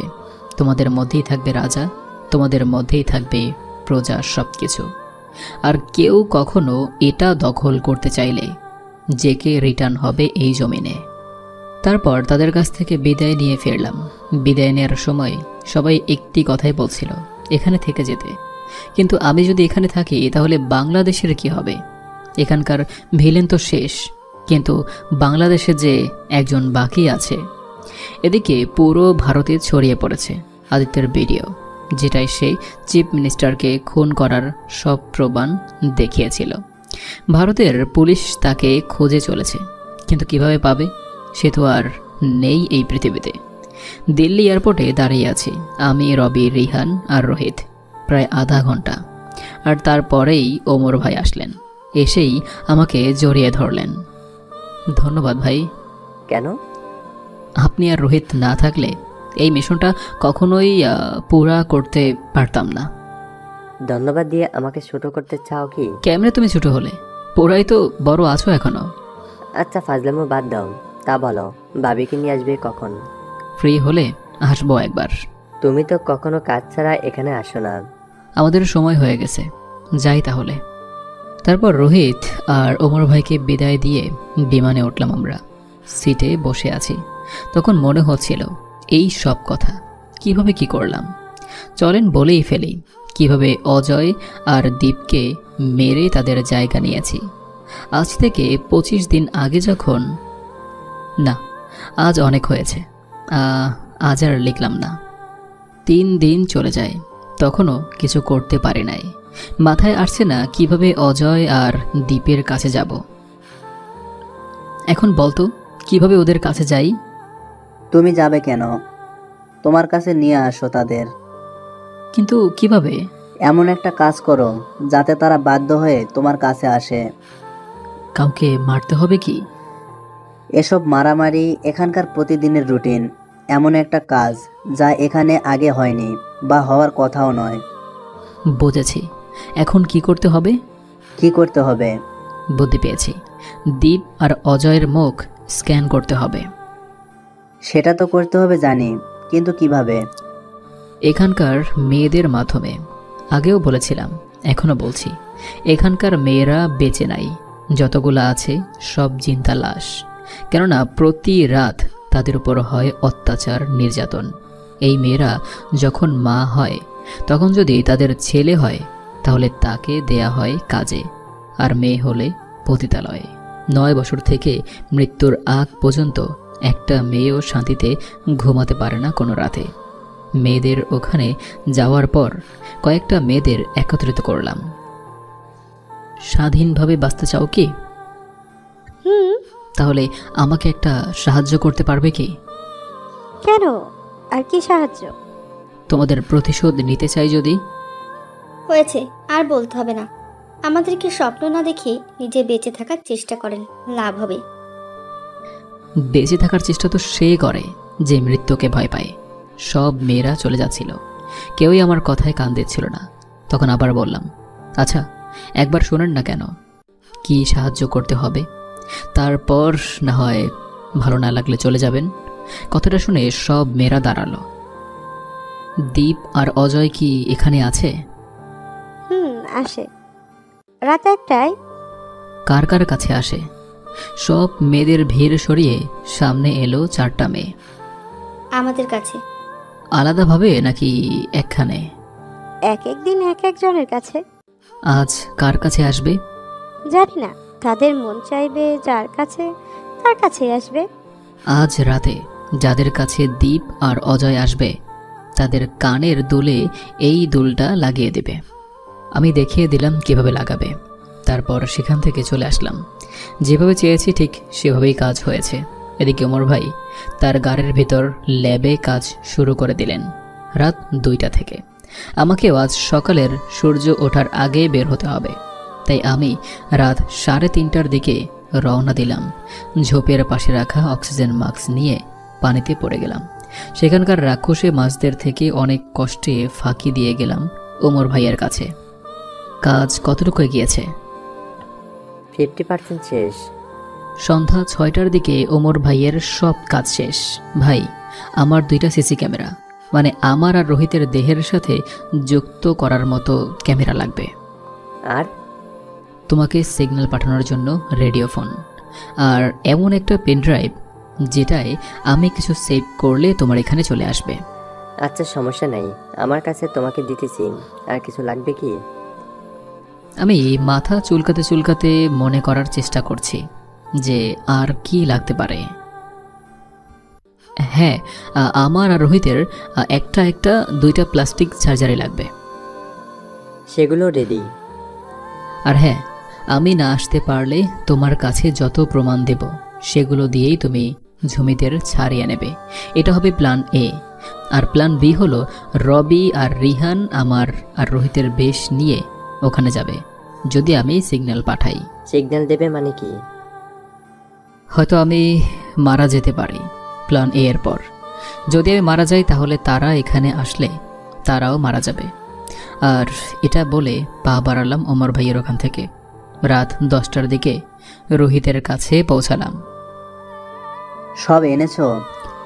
যা লাগবে সব এনেছি, এখন শুধু অপেক্ষা করতে হবে সুযোগ আর সময়ের। দেখতে দেখতে কেটে গেল 10 দিন। এই 10 দিনে আমার সামনে এসেছে দীপ আর অজয় মাত্র 5 বার, কিন্তু একবারও মারতে পারেনি। সেদিন ছিল 6 নাম্বার। আমি সেটা মিস করে নাই, কেননা এখন সময় এবং সুযোগ দুটোই আমার পক্ষে ছিল। দীপ আর অজয় একটা বিষয় নিয়ে একজন গার্ডের সাথে কথা বলছিল। তাদের পাশে তেমন কেউই ছিল না, আর তারা এমন একটা জায়গায় দাঁড়িয়েছিল সেখানে কেউই তাদের দেখতে পারবে না। এই চান্সটা আমি নিলাম। প্রথমে 3 জনকে পিছন থেকে হাতুড়ি দিয়ে বাড়ি মেরে অজ্ঞান করলাম। তারপর সেখান থেকে তুলে নিয়ে গেলাম আমাদের ঘরে। আমি আর রোহিত দীপ আর অজয়ের মাস্ক পরে নিলাম, আর আমাদের মাস্ক দীপ আর অজয়কে পরিয়ে দিয়ে বেঁধে রাখলাম। মুখের ভিতর কাপড় ঢুকিয়ে দিলাম যাতে চিৎকার করতে না পারে। এখন তাদের এই অবস্থায় রেখে আমি আর রোহিত গেলাম মহলে। প্ল্যান ছিল দীপ আর অজয়কে মারব আদিত্যর হাতে, যেভাবে আমার হাত দিয়ে মেরেছিল রাতুলকে। কিন্তু হলো তার উল্টোটা। পরের দিন সকালে সিগন্যাল আসলো একজন গার্ডের। আমাদের এখানে কাউসার আর তার সাথে একটা ছেলেকে পাওয়া গিয়েছে। কোথায় এখন? মহলের বাইরের গেটে ভেতরে ঢোকার চেষ্টা করছিল। ওকে, আমি আসছি। তারপর রোহিতকে নিয়ে বাইরে গেলাম। এদিকে ঝুমি, রবি, রিহান আর রনিকে চোখ বন্ধ করিয়ে একটা গাড়িতে তোলা হয়। সেটা ছিল আদিত্যের প্ল্যান, যা আমি জানি না। দীপ আর অজয় তার মতো দেখতে আমাদের দেখে অবাক হয়ে যায়। এক দৃষ্টিতে তাকিয়ে আছে আমাদের দিকে। তুই মারবি না আমি মারব? তুমি মারো। যখন আমি গুলি করতে যাব তখন দীপ আর অজয় পাশে ফেলে থাকা 2টা পাথর দিয়ে আমাদের মারতে যায়, কিন্তু সেটাতে ব্যর্থ হয়ে যায় গার্ডরা। টাস টাস গুলি চালায় তাদের পায়ে। দীপ আর অজয় বসে পড়ে। তখন আমি তাদের কাছে গেলাম। জানিস গার্ড তোদের মারছে কেন? কারণ তোদের চেহারা আমার কাছে আর আমার চেহারা তোদের কাছে, তাই আজ তোদের মরতেই হবে। দীপ কিছু একটা বলতে চেয়েছিল, কিন্তু সেই সুযোগ না দিয়েই গুলি চালাই। চেয়েছিলাম আদিত্যের হাত দিয়ে তোদের মারব, কিন্তু কি করো বলতো? তোদের মরণ যে এত তাড়াতাড়ি এসে গেল, আদিত্যকে আসতেই দিল না। কথাটা বলে চালিয়ে দিলাম অজয়ের বুকে গুলি। এখানেই শেষ করে দিলাম। সেদিনকার সিন এখানেই শেষ। পরের সিনটা হলো রাতে। তার আগে চলেন ঘুরে আসি ঝুমির কাছ থেকে। এক নাগারে 1.5 ঘন্টা গাড়ি চলার পর থামলো। ঝুমিদের গাড়ি থেকে নামিয়ে অন্য গাড়িতে নেওয়া হয়। সেখানে গিয়ে চোখ খোলা হয়। ঝুমি দেখে তার মতো দেখতে একটা মেয়ে সাথে রবি, রিহান, রনি ওই গাড়িতে উঠতেছে। জেরা থেকে তাদের নামিয়ে দিয়েছে এখন, কিন্তু রবি, রিহান, রনি তো তার সাথে। তাহলে ওরা কারা? এই প্রশ্নের উত্তর ঝুমির জানা না থাকলেও রবির জানা আছে। তাদের নিয়ে যাওয়া হয় ঢাকা কেন্দ্রীয় কারাগারে। এদিকে আমি আর রোহিত রাতের খাবারে বিষ মিশিয়ে দেই, যেটা গ্রহণ করার আধা ঘন্টা পর মৃত্যু হয়। তাই হয়েছে। 200 গার্ড যারা ছিল মহলে, তারা বাদে 19,800 জন গার্ডের মৃত্যু হয় ওই রাতে। আমি আর রোহিত গেলাম সেখানকার লোকদের কাছে, তাদের থেকে 5,000 মানুষকে বানিয়ে দেই গার্ড। তারপর আদিত্য আসে, তাকে ড্রিঙ্ক করিয়ে সব তথ্য জেনে নেই। যে 2 দিন রাতে আদিত্যের কাছ থেকে সব প্রমাণ পেয়ে যাই, এর পরের দিন সকালে ওমর ভাইকেই সিগন্যাল পাঠাই। তারপর যা ঘটেছে সব আপনাদের সামনেই ঘটেছে। আপনাদেরকে গত 25 দিনের ইতিহাস বলতে বলতে 25 মিনিটে দিল্লি থেকে ঢাকায় এসে বিমান ল্যান্ড করলো। তারপর ঢাকা এয়ারপোর্ট থেকে আমার হেলিকপ্টার নিয়ে সিলেটে আসলাম। হেলিকপ্টার ল্যান্ড করার পর দেখি একটা 14 তলা ভবনের ছাদে দাঁড়িয়ে আছি। এটা কোথায় নিয়ে এলি? জিজ্ঞেস করলাম। হেলিকপ্টারের চালক নাম ফাহমিদ। রনি ভাই বলছেন আপনাদেরকে নিয়ে এখানে আসতে। কিন্তু কেন? জানি না, আমাকে শুধু এটা বলছেন আপনারা তাড়াতাড়ি 12 নম্বর ফ্লোরে 167 নম্বর রুমে যেতে। কিছুই মাথায় ঢুকছে না।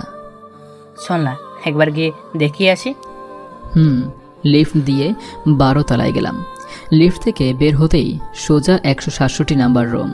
দরজাটা খুলতে খুলতে রনিকে বললাম, এসবের মানে কি? এখানে সামনের দিকে তাকাতেই বুকের ভিতর একটা শক লাগলো। কি হয়েছে? জানি না, কাল রাতে হঠাৎ অজ্ঞান হয়ে পড়েন, এখনো জ্ঞান ফেরে নাই। ডক্টর কি বলেছে?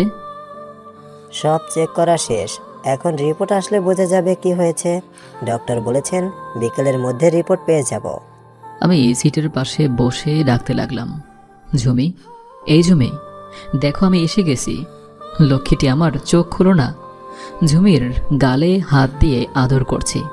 তখন আমার নজর গেল তার গলার কাছে, একটা দাগের দিকে। মনে হচ্ছে কেউ নখ দিয়ে আছড়ে দিয়েছে। এটা কিসের দাগ ঝুমির গলায়? কই দেখি। এই দেখ। ও শিট, এটা তো একটা নখের দাগ মনে হচ্ছে। কার হতে পারে? এতদিন তো ঝুমি জেলে ছিল, তাহলে কি জেলেই? না, এতদিন ঝুমি জেলে ছিল না। তাহলে কোথায় ছিল? আমরাও জেলে ছিলাম না, আদালতে রায় দেওয়ার আগ পর্যন্ত। মানে কি? তারপর রবি সব খুলে বলল, যা আপনারা জানেন কিন্তু আমি জানতাম না। তোদের কোথায় বন্দি করে রাখা হয়েছিল? সেটা জানি না। আমার মনে যা হওয়ার জমির সাথে ওখানেই হয়েছে। কিন্তু কিভাবে জানবো তোরা কোথায় ছিলি, কোন অবস্থায় ছিলি? আমার ক্যামেরাগুলো কখনো কাজে আসবে যদি আজ না আসে? বলতেই আমি বললাম, হ্যাঁ ঠিক বলেছিস। বলে রিহানের কলার ধরে টান দিলাম, গিয়ে ধাক্কা খায় দেয়ালের সাথে। আমাকে মারলি কেন? দেখ ক্যামেরা ভেঙেছে কি? এটার জন্য এত জোর মারলি? বলতে পারতি ক্যামেরা খুলে ভাঙতাম। বলার মতো সময় এখন নাই। রনি, তুই বাসায় গিয়ে রেহানের ক্যামেরার ভিডিও চেক করে দেখ, তোদের কোথায় রাখা হয়েছিল এতদিন। আচ্ছা ভাই। তখনই একটা নার্স আসলো।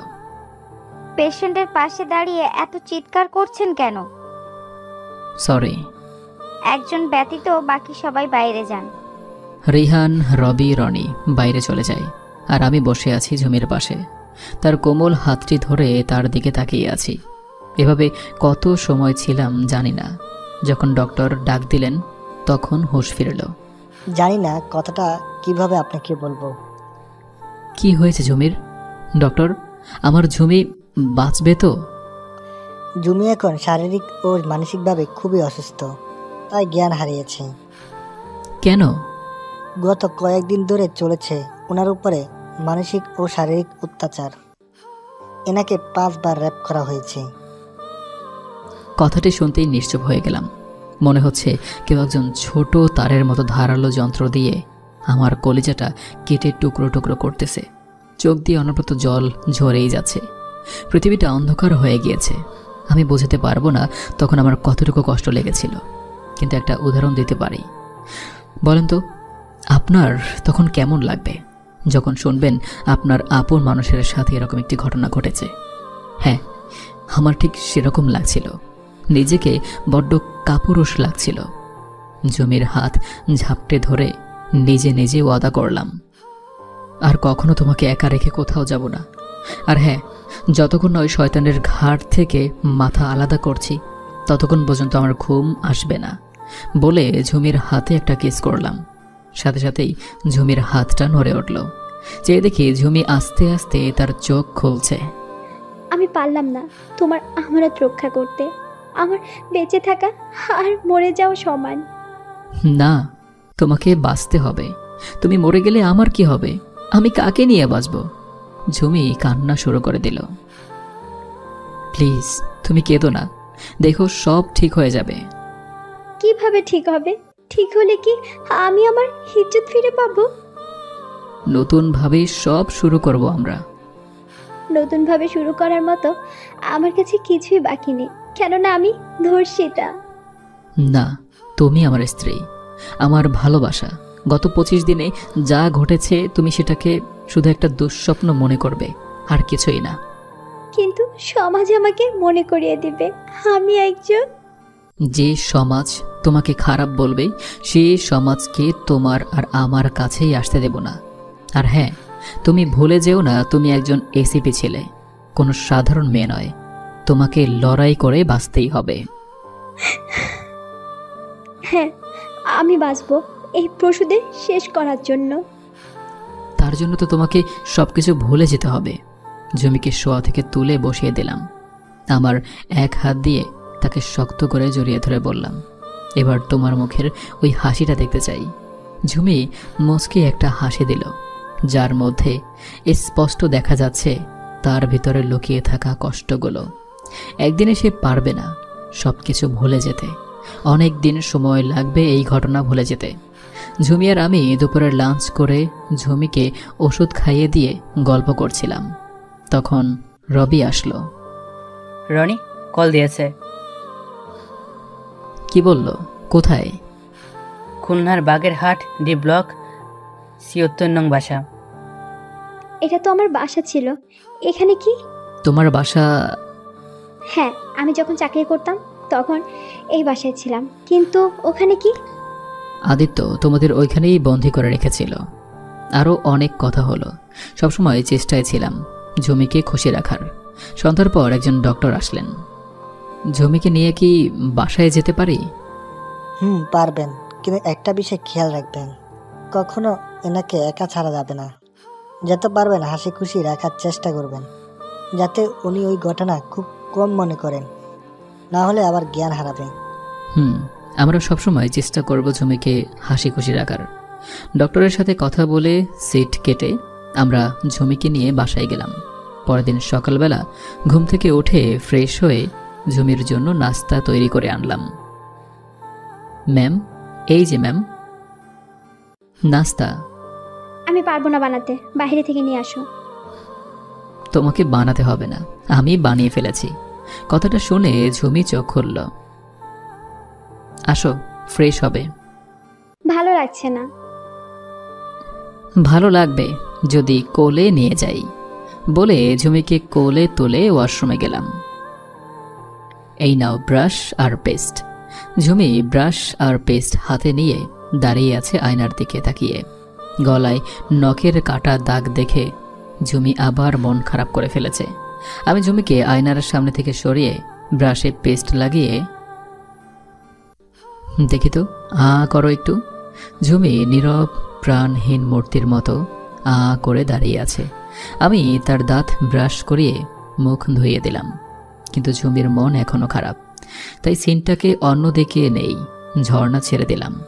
দুজনে একে অপরের দিকে তাকিয়ে আছি। বৃষ্টির পানির মতো উপর থেকে পানি পড়ছে। পরিবেশটা রোমান্টিক মোড়ে চলে যায়। ঝুমির মাথার পিছন দিকটা আমার 2 হাত দিয়ে শক্ত করে ধরে তার আর আমার ঠোঁটগুলি একত্রিত করে নিলাম। ঝুমি আমাকে ঝাপটে ধরে আছে। 3 মিনিট পর ঝুমি আমাকে ছেড়ে দিল আর মুখটা অন্যদিকে করে কান্না শুরু করলো। তখন আমার দিকে মুখ এনে বললাম, তোমাকে না বলেছি কান্না না করতে, সব ভুলে যাও। বললে কি ভোলা যায়? হ্যাঁ, যায় না, কিন্তু আমি আমার ভালোবাসা দিয়ে তোমার সব কিছু মুছে দেব। ঝুমি আমার বুকে মাথা রেখে আমাকে জড়িয়ে ধরেছে। দুজনের চোখের জল পানির সাথে মিশে যাচ্ছে। অনেক সময় এভাবে ছিলাম, তারপর অনেক হয়েছে কান্না, এবার চলো, এদিকে নাস্তাগুলো ঠান্ডা হয়ে যাচ্ছে।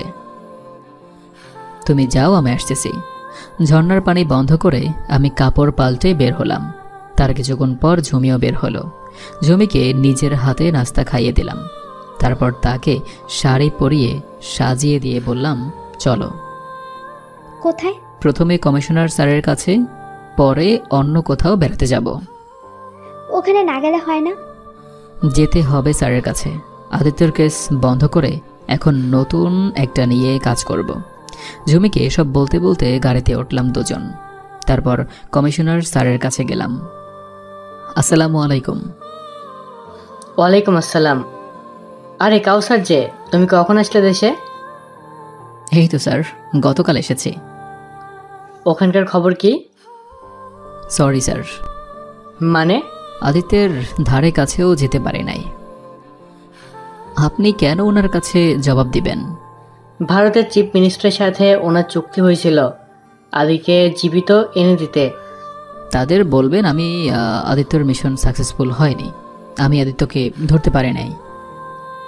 কেন ধরতে পারো নাই? ভারতের চিফ মিনিস্টারের খুনের জন্য আমি গত 1 মাস পলায়ন ছিলাম। তাহলে তুমি এই ফুটেজগুলো কোথায় পেলে, যেখানে আদিত্য তার সকল কুকর্মের কথা বলেছে? ওইটা তো স্যার ভারতের প্রতিটা নিউজেই দেখাচ্ছে, সেখান থেকে আমি পেয়েছি। আদিত্যের 2টা ভিডিও আছে, একটা মন্ত্রীর খুন সম্পর্কে, অন্যটা ঝুমিকে ফাঁসানো সম্পর্কে। এই 2টা ভিডিও থেকে প্রথম ভিডিও ভারতের প্রতিটা টিভিতে দেখা গেছে, আর দ্বিতীয়টা ভারত বাংলাদেশের কোনো টিভি নিউজে দেখা যায়নি, দেখা গিয়েছে আদালতে। এটা তুমি কোথায় পেলে? স্যার হয়তো বুঝেই গেছেন যে আমি তার থেকে কিছু লুকাচ্ছি। মুখটা মলিন হয়ে গেছে।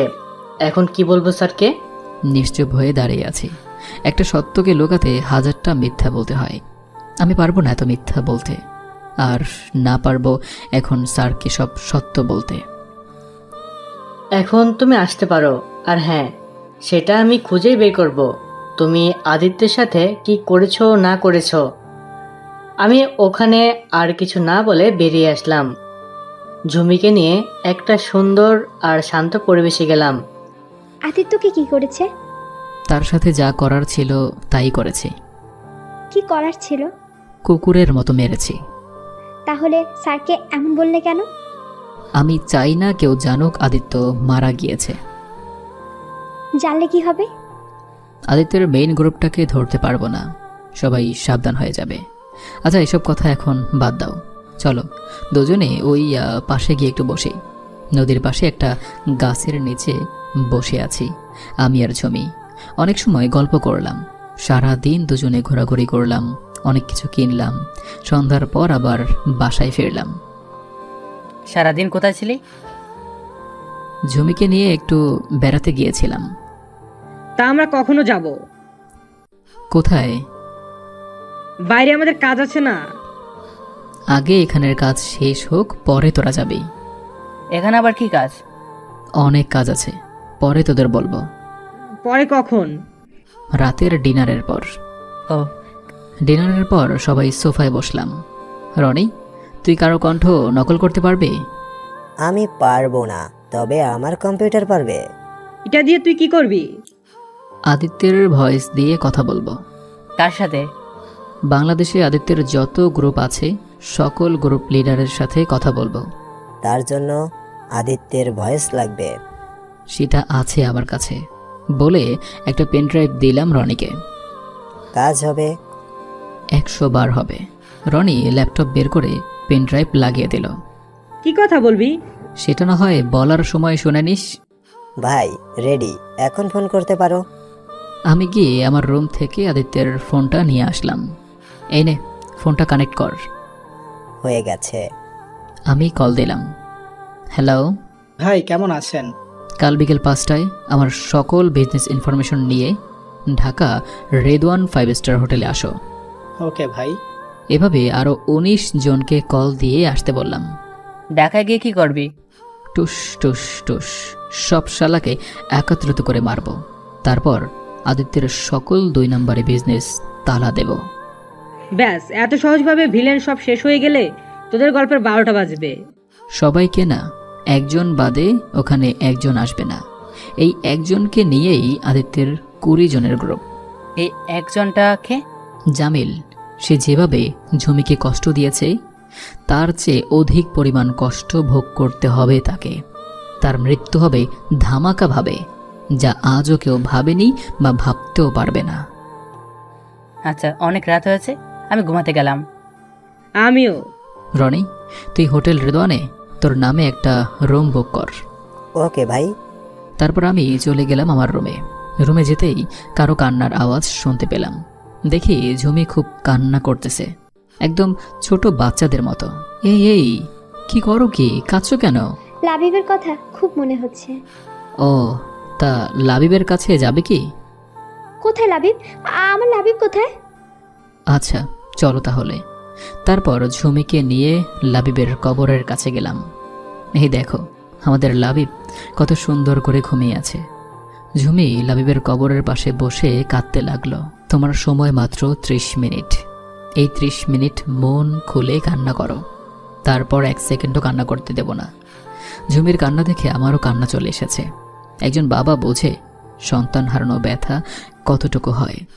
এমনিতে জন্মের পর দেখতে পাইনি, দেখেছি আমার ছেলের সাথে খেলেছি, তাও মাত্র 1 দিন বা 2 দিন হবে।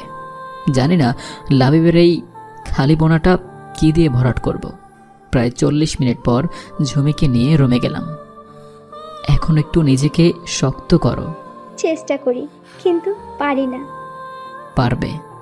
আচ্ছা চলো না জুনিয়র জেকে আনার মিশন শুরু করি। এখন তুমি চাইলে। মানা কে করেছে? ব্যাস, আপনার এদিকে আর না গেলে ভালো হবে। পরের দিন দুপুরে সবাই বের হলাম ঢাকার উদ্দেশ্যে হেলিকপ্টার নিয়ে। একটায় আমি আর ঝুমি, অন্যটায় রবি আর রিহান। হেলিকপ্টার ল্যান্ড করে গিয়ে হোটেল রেদওয়ানের ছাদে। তারপর সেখান থেকে রনির বুক করা রুমে গেলাম।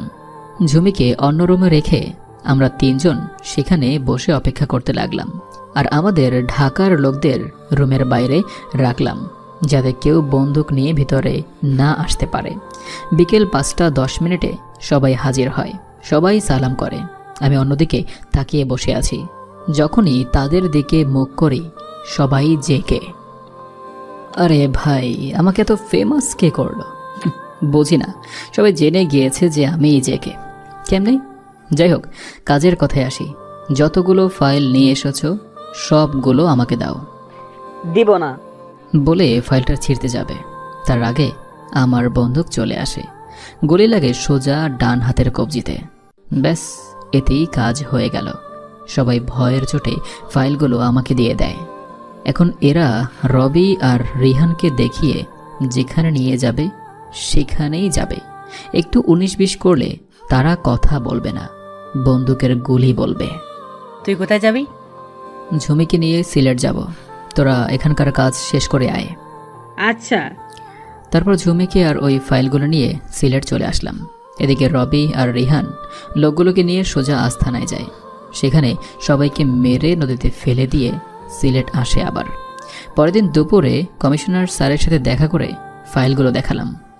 আপনি অনুমতি দিলে কাল সকাল থেকেই আমি কাজে লাগব। তোমাকে দেব কোন সাহসে? তুমি মিশনের ফুল রিপোর্ট এনে আমাকে দাও নাই। সরি স্যার, এবার আর এমন হবে না। স্যার কিছু সময় কি যেন একটা ভাবলেন, তারপর বললেন অল দ্য বেস্ট। তা তোমার টিমে কে কে থাকবে?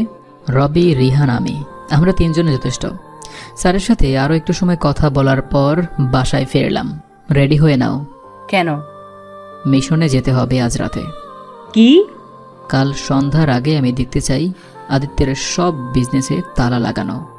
তা প্লেন কি? আমরা হেলিকপ্টারে যাব। আর রনি, তুই আমাদের বড় কন্টেনার নিয়ে যাবি।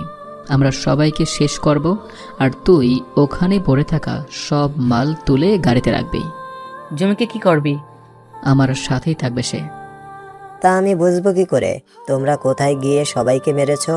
কোথাও মারোনি। এই নে, এটা হলো ওই 30টা ফ্যাক্টরির মানচিত্র। আমরা সবাই তোর সাথে 30 নম্বর ফ্যাক্টরিতে দেখা করব, আর আমাদের শুরু হবে 1 থেকে। ও বুঝেছি। লাইভ ফাইটিং দেখবে কি? হুম হুম না দুইটার মাঝে একটা বলো। হুম তোমার সাথে যাব, কেননা এখানে একা থাকতে ভয় করে। আর না, তোমার সাথে যাব না, কেননা আমার মারামারি ভয় লাগে। তুমি আমার সাথে যাবে, আবার মারামারিও দেখা লাগবে না। শুধু মিশনের আগে এবং পরে একটা পাপ্পি দিলেই চলবে। যা দুষ্ট কোথাকার। এবার সবাই রেডি হয়ে নাও, আর হ্যাঁ, প্রয়োজনীয় জিনিসপত্র নিয়ে নাও। তারপর সবাই রেডি হয়ে বেরিয়ে পড়লাম। যদি বেঁচে থাকি তো দেখা হবে, ধরো কথা হবে। সন্ধ্যার সাথে সাথে প্রথমেই সিলেট এর ফ্যাক্টরিতে, তারপর হাবিবগঞ্জ, চট্টগ্রাম, বন্দরে, রাজশাহীতে, দিনাজপুরে, এভাবে প্রায় 29টা জায়গায় কাজ শেষ করে এক রাত গিয়ে আরেকটা রাত হতে চলেছে। এদিকে পুরো দেশে ছড়িয়ে গিয়েছে আমাদের এই মিশনের কথা। ঢাকার একটা পুরাতন ফ্যাক্টরির সামনে বসে আছি। এটাই হবে সবচেয়ে বড় মিশন আজকের দিনের। 1 পা 2 পা করে এগোচ্ছি আমরা 3 জন মিলে।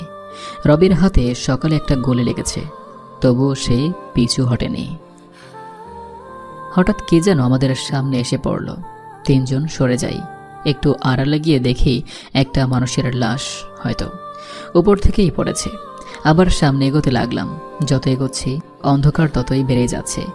রিহানের সাথে টিনের বক্সের মতো কিছু একটা জিনিস ধাক্কা খেয়ে পড়ে যায়। এরপরেই পড়ে যাওয়ার সাথে সাথে শব্দ হয়, আর সাথে সাথেই আমাদের দিকে গুলি আসতে লাগলো। আমরা 3 জন কোনোরকম নিজেকে বাঁচিয়ে সরে গেলাম। তারপর যেদিক থেকে গুলি আসছে সেদিকে ফায়ারিং শুরু করলাম। অন্ধকারে প্রায় 10 মিনিট গুলি করলাম। জানি না ওই পাশের কোনো শালারা মারা গেছে কিনা। রিহান, রবি, তোরা এদিকটা সামাল দে, আমি শালাদের পিছন দিকে যাচ্ছি। আচ্ছা যা। আমি খুব সাবধানে ঘুরিয়ে ওদের পিছন দিকে গিয়ে গুলি করতে লাগলাম। 1 মিনিটেই 10টা শেষ করে দিলাম। সবাই যখন আমাদের দিকে ফায়ারিং শুরু করলো তখন রিহান গিয়ে সুইচ দেয়, আর রবি তাদের পিছনে দাঁড়িয়ে গুলি চালায়। তারা মাত্র 5 জন, আর আমরা 3 জন 3 দিকে দাঁড়িয়ে। এদের রেখে লাভ নাই, চালিয়ে দে। শেষ আজকের মিশন এখানেই। অন্যদিকে রনি কালেক্ট করেছে অস্ত্র, ড্রাগস, ক্যাশ টাকা 8,000 কোটি টাকা, সাথে 1,000 মেয়ে যাদেরকে পাচার করার জন্য রেডি করা হচ্ছিল।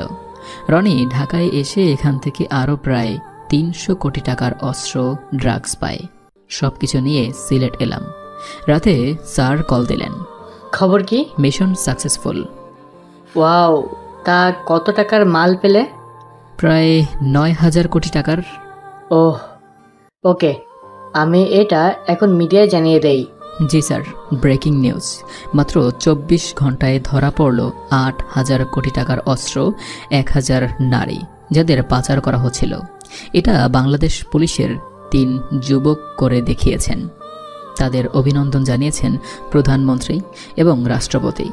আগামীকাল দুপুর 2টায় হোটেলে আর আব্দুর রহমান তাদের অভিনন্দন জানাতে এক বিশাল অনুষ্ঠানের পদক্ষেপ নিয়েছেন স্থানীয় পুলিশ কর্মকর্তারা।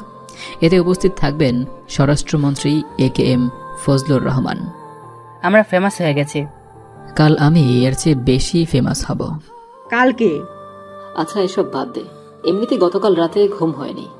যাও গিয়ে ঘুমিয়ে পড়ো, আমিও ঘুমাচ্ছি। বেশি কথা না বাড়িয়ে আমি আমার রুমে এসে ঘুমিয়ে পড়লাম। রাত 1টার দিকে ঘুম ভাঙল। মনের মাঝে উঠে এলো আজই বাজি চিন্তা। আজ হয়তো ঝুমির সাথে শেষ রাত কাটাবো। কাল যে ঘটনা ঘটতে চলেছে, যদি তাতে একটু 19-20 হয় তাহলে আমার ফাঁসি নিশ্চিত। তাই ঝুমিকে যত দেখার আজই দেখে নেই। কি দেখব? সেই প্রথম দিন যেই ঝুমিকে দেখেছিলাম সেই ঝুমি রয়ে গিয়েছে, শুধু পাল্টে গিয়েছে তার মুখের ওই হাসিটা। বদলে গিয়েছে একের পর এক প্রশ্ন করা। নতুন একটা জিনিসের সাথে ঝুমি পরিচিত হতে লেগেছে, আর সেটা হলো কষ্ট। হ্যাঁ, সামনের দিনগুলোতে ঝুমির সাথে আমি নয়, কষ্ট হবে। ঝুমির দিকে যতই দেখছি ততই ভালো লাগছে। আস্তে করে ঝুমির গালে একটা কিস দিলাম। তারপর তার মাথা আমার বুকের উপর রেখে তাকে শক্ত করে ধরে আবার ঘুমিয়ে পড়লাম। পরের দিনের অনুষ্ঠানে অনেক মানুষ এসেছে। 10,000 পুলিশ অফিসার, স্বরাষ্ট্রমন্ত্রী এবং তার ছেলে জামিল। হ্যাঁ, যা করার আজকেই করব আমি। অনুষ্ঠানের এক পর্যায়ে আমাদের মঞ্চে ডাকা হয়। আমি এখন আহ্বান করছি এসিপি রবিকে মঞ্চে এসে সোনার মেডেল নেওয়ার জন্য। দ্বিতীয়বার রিহানকে ডাকা হয়, এরপর আমাকে।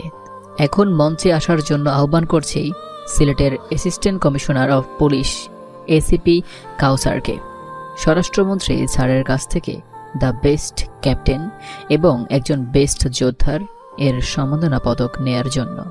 আমি মঞ্চে গিয়ে স্বরাষ্ট্রমন্ত্রীকে স্যালুট করলাম। All the best. আর হ্যাঁ, আমার সাপোর্ট সব সময় তোমার সাথে থাকবে। ধন্যবাদ স্যার। স্যার আমাকে একটা মেডেল আর একটা ক্রেশ দিলেন। এবার জামিল চৌধুরী নিজ হাতে এসিপি কাউসারকে বেস্ট যোদ্ধার সম্মাননা পদক দেবেন। শালাকে কে সেলুট করবে? জামিল আমার দিকে তাকাচ্ছে আর হাসছে। আমি তার কাছ থেকে পদকটা নিয়ে তারপর মঞ্চের একটা সোফায় আমাকে বসানো হয়, আর পাশেই বসে আছে আদিত্য। কুত্তা আছিস, কুত্তাই থাকবি। তলোর মতো চন্দন বেশি জানোয়ার নয়। শের আমি, শের গোপনে যেমন সামনে তেমন। তুই টাকার পুলিশ হয়ে 20 টাকা চাপা দিবি না। আমার গোপন পরিচয়টা জানলে হয়তো তোর এত সময় প্যান্ট খারাপ হয়ে যেত। তোর মতো রাস্তার কুকুরকে আবার গোপন পরিচয়? জানিস আমি কে? আমি হলাম ইন্টারন্যাশনাল মাফিয়া গুরু আদিত্যের ডান হাত। আর আমি হলাম সেই ব্যক্তি যে গত কয়েকদিন আগে আদিত্যকে কুকুরের মতো মেরেছে। আর হ্যাঁ, এখানে অনুষ্ঠান সাজায় নেই তোর কথা শুনবো বলে। এটার একটাই উদ্দেশ্য, তোকে মারার। হয়েছে অনেক, এবার না হয় বাদ দে এসব। বিশ্বাস হচ্ছে না? তাহলে দেখ বলে আদিত্যকে মারার ভিডিওটা চালু করলাম। ভিডিও দেখে জামিল অবাক, মুখ দিয়ে কথা বের হচ্ছে না। কে কে কে কে তুই? যখন আসল পরিচয়টা জানতে পারবি, জানার পর 10 সেকেন্ডের মধ্যে তুই মারা যাবি।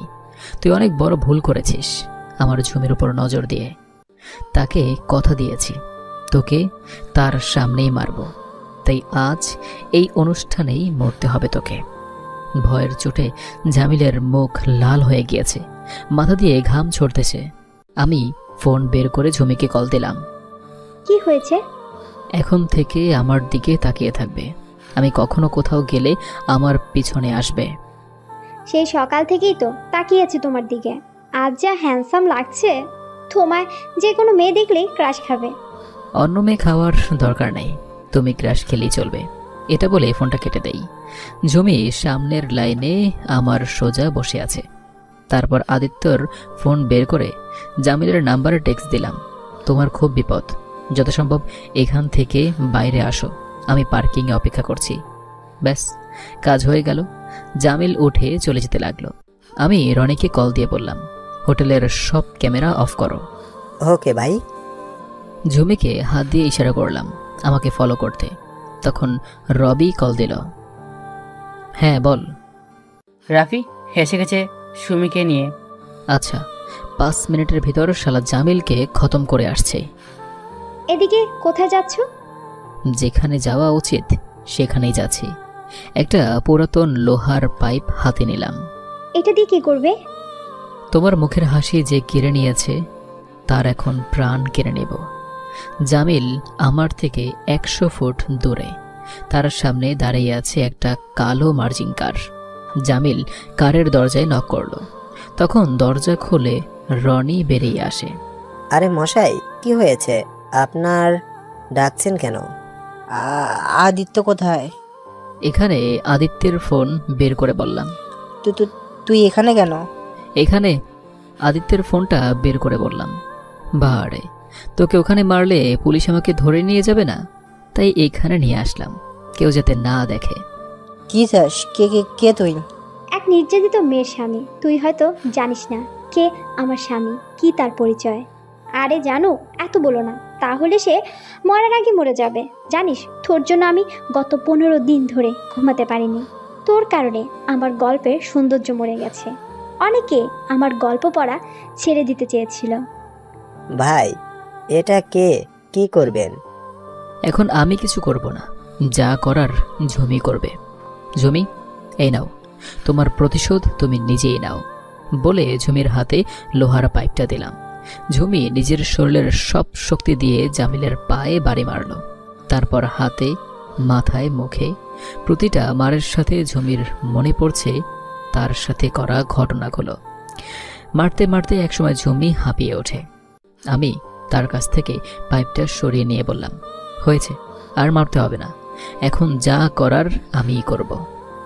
বেঁচে থাকলে তো তুমি কিছু করবে না, বেঁচে আছে, ও তো মারা যাবে আমার নামটা শুনে। আমি জামিলের কানের কাছে গিয়ে বললাম, জানিস তুই কার সামনে আছিস? Mafia king JK. ব্যাস, কাজ তামাম। চোখগুলো বড় হয়ে এলো, বুক কাঁপতে লাগলো, মনে হয় শক এসে গেছে। এবার মঞ্চে চলেন। এদিকে অনুষ্ঠান প্রায় শেষের দিকে। আমি মাইক হাতে নিয়ে বললাম, আই এম সরি। বিশেষ করে মাননীয় স্বরাষ্ট্রমন্ত্রী স্যার এবং কমিশনার স্যারের কাছে আমি ক্ষমা চাচ্ছি। এই 2 দিন আগে আদিত্য সম্পর্কে আপনাদের বলেছিলাম, আমি আদিত্যের কাছেও যেতে পারিনি, সেটা মিথ্যা ছিল। আমি আদিত্যকে ওখানেই শেষ করে এসেছি। কথাটা শুনে স্বরাষ্ট্রমন্ত্রী থেকে সবাই অবাক হয়ে যায়। তখন রবি সুমিকে নিয়ে আসে।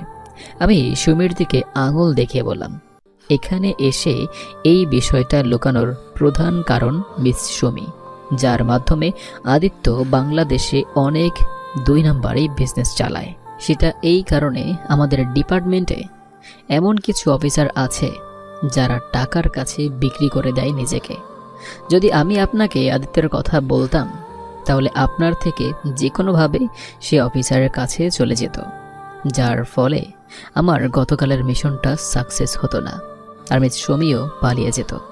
সুমি যে আদিত্যের সব কিছু সামাল দেয়, এই তার প্রমাণ বলে একটা ফাইল দেখালাম সবাইকে।